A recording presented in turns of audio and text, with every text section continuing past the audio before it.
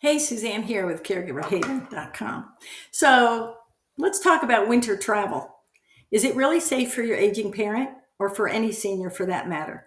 Are you secretly terrified that something will go wrong? And if you're lying awake thinking, what if mom falls at the airport? Or what if dad gets sick at my house? What if I forget something important? You're exactly the person I want to talk to you today because I've done a lot of traveling with seniors. I've watched a lot of seniors in the airports or on the roads, in the hotels, and I'll tell you a lot of things about them.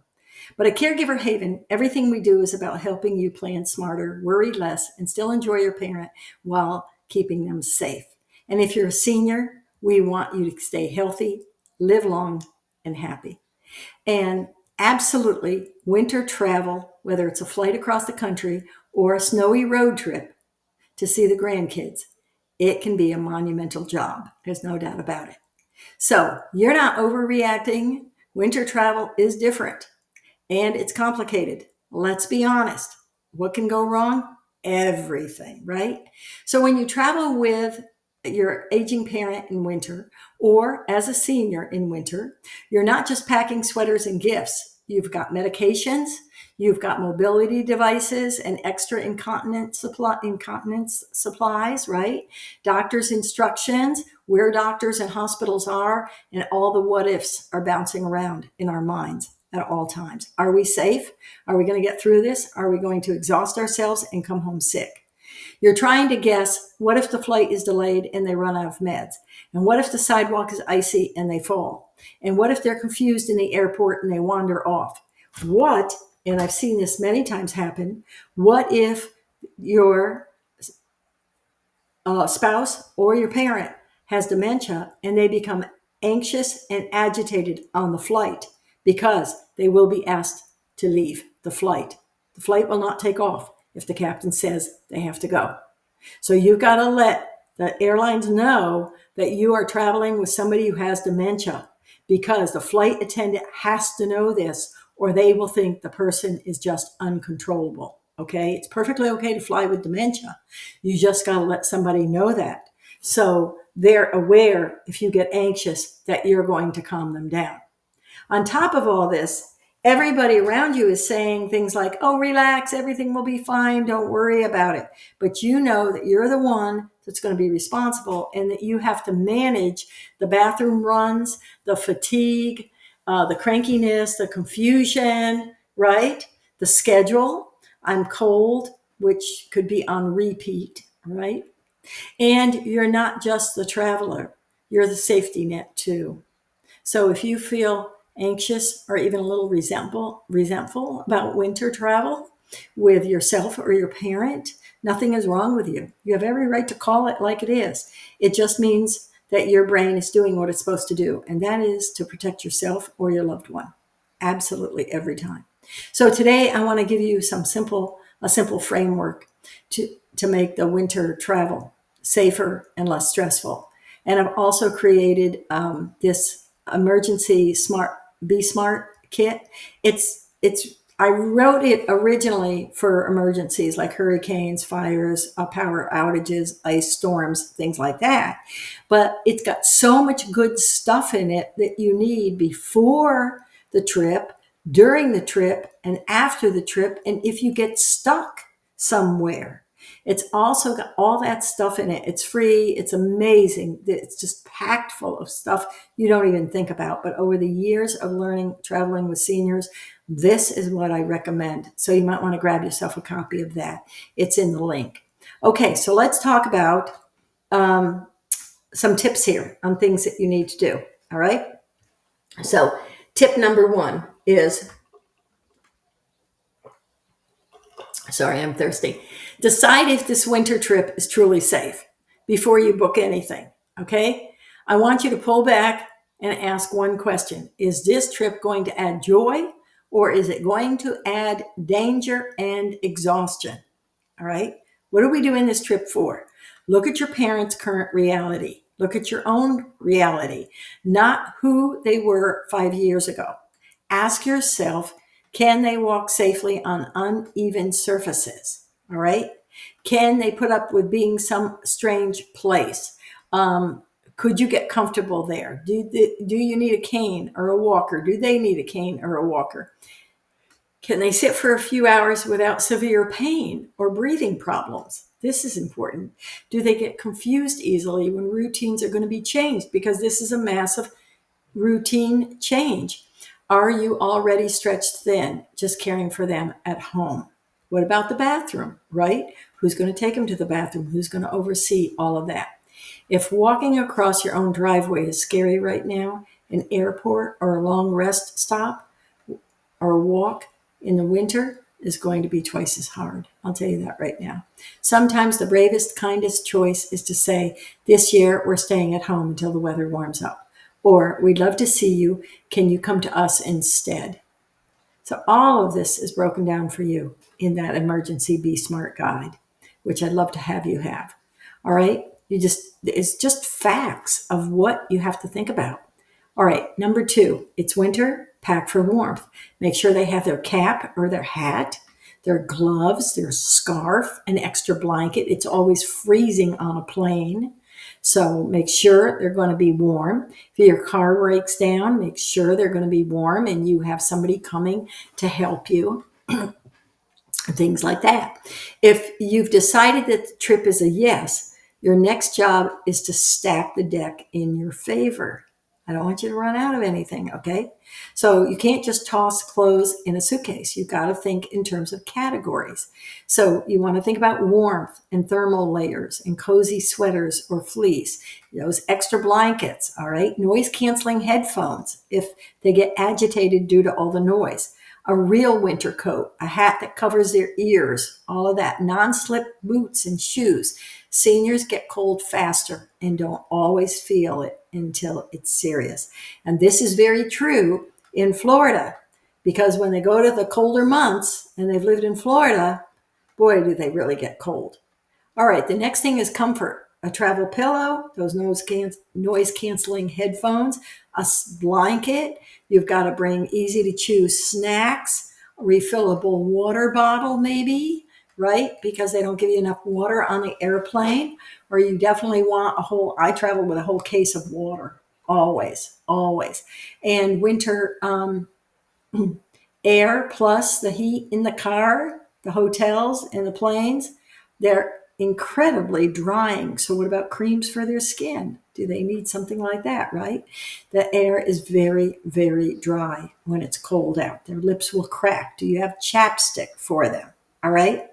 Then you've got to have some extra things. You've got to have the hearing aid batteries, glasses, tissues, like I said, the lip balm, don't forget that, hand wipes, and any incontinence products that they use, even sometimes at home, they're going to need them.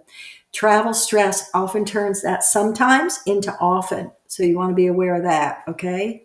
You're knocking them off their schedule. So what you want is anything that can go wrong, think about it. Lay all of this out. Just keep making a list of everything at least 2 or 3 weeks ahead of time, and just keep making that list and build it out. Next thing, medications. You have to treat them like non-negotiables. You have to have enough medications, especially if you get stuck somewhere. This is where people really panic. So let's take the mystery out of it. All medications go in a carry-on, never in checked luggage. Don't ever put it in checked luggage. If your luggage gets lost, you're done. All right. Pack extra doses at least 3 to 7 days more than you think you'll need. That's the golden rule. 3 to 7. I like 7 days because I'm a safety nut. Okay. But you always have extra meds. Keep them in their original labeled bottle if you can, plus the printed medication list and the doses and the times. The reason is if your loved one does end up in the hospital or you end up in the emergency room, that's the first thing I'm going to ask is to see your medication list. And I can't tell you the number of people say, I don't know, I just put the pills in my little container. I'm like, well, I don't know what they are. I don't know what you're on. I don't know what you're allergic to. Oh, holy cow, it's a mess. So I need the names of the medications when working in an emergency room. All right. If you or your loved one uses insulin, inhalers, or other critical meds like that, you got to keep them together in an easy to go grab bag. I've got to know what they are. For flights, you got to tell TSA that you're carrying medical items. They see it all the time. They understand that. So get all the medications out, put them on a list with pharmacy numbers, everything. You don't have time to hunt up the pharmacy to ask what the medication is. And half the time it's holidays, pharmacies will be closed. So we don't want to go there. All right. We need to know what your medications are. The next thing, excuse me, choose the right travel style for this year. Okay. What I mean by that is, there's no gold medal for the hardest trip that's been pulled off, right?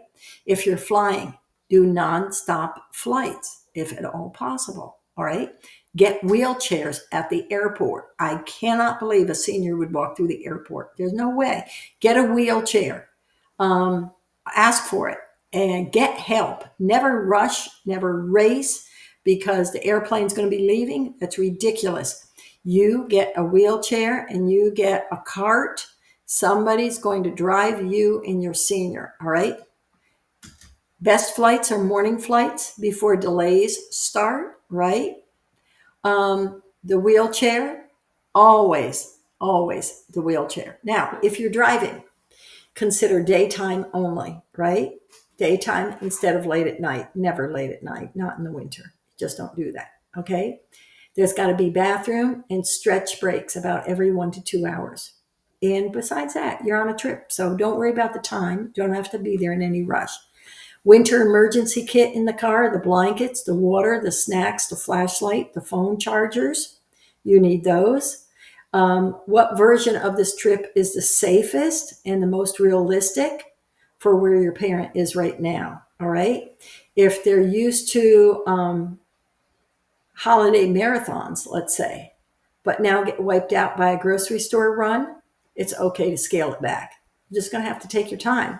And you're allowed to stop overnight. You're allowed to protect their health and your sanity. All right. The next thing. Oh, and that brings up another point. So with hotels, what you might want to know is that a lot of people request the first floor because it's handy. But in truth, the first floor rooms are always the dirtiest. The reason is a lot of animals, if people have their service dogs, cats, pigeons, squirrels, whatever, the management tries to put these animals on the first floor because they don't want them peeing in the elevator. Like if you're going to go walk a dog, they don't want them on the 20th floor. So they pee in the elevator on the way down, right? So they'll put the animals on the first floor. Request a handicapped room if you can.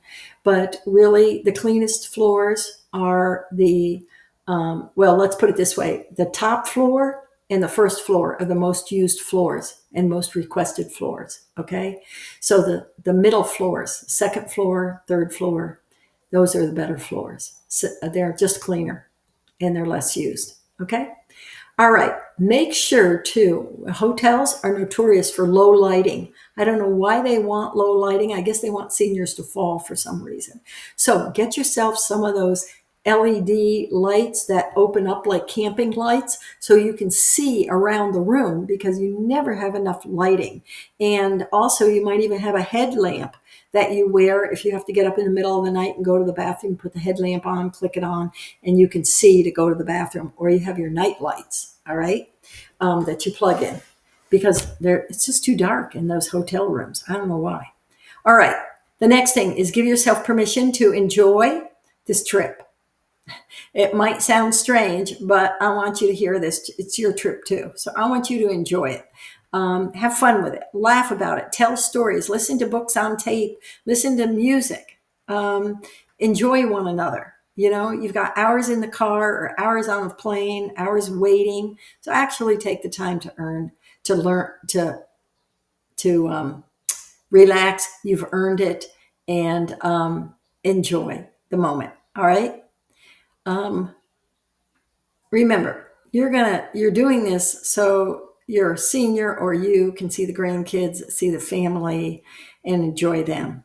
And that's the joy of it all, isn't it? The stories that we can tell each other all the time, the memories that we can build. Okay, so those are some of the things I want you to think about.